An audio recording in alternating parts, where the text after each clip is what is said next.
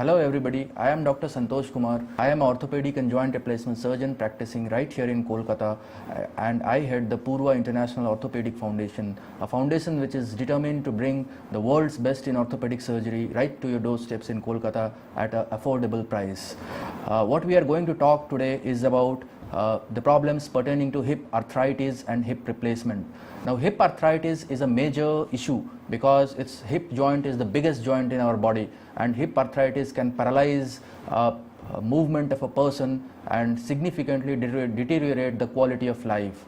Hip arthritis causes severe pain in groin, sometimes radiating to thighs and knees. Now, once hip arthritis is advanced, that is it's advanced hip arthritis, which can be either osteoarthritis, rheumatoid arthritis, avascular necrosis, or tubercular arthritis of hip. We need to replace the hip joints. Now, our hip joint is a ball and socket joint. This is a model of our hip joint. This is the pelvic bone. This is the femur bone or thigh bone. It joins together to form the hip joint, which is covered by very tight capsules, and it's a ball and a socket joint.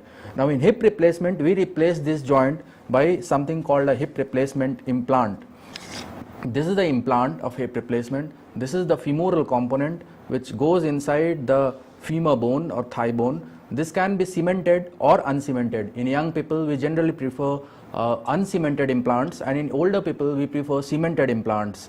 And this is the head. This head can be metal head or it can be a ceramic head. Shown here is a ceramic head. This pink colored head is a ceramic head, and this is the socket. This is the ball and this is the socket. The socket is put inside the pelvic bone, that is known as acetabulum, and this socket is again lined by, it can either be lined by polyethylene or it can be ceramic. Shown here is the polyethylene liner, and this is a ball in socket type of joint. This is a total hip replacement. This acetabular component is also uncemented. It is fixed to the pelvis bone in an uncemented way. Now, this gives painless movement. Person after hip replacement surgery can start moving from the very next day of surgery and climb stairs by 2 to 3 days, and a person can start swimming and riding bicycle and can join his or her office work by 1 to 1.5 months.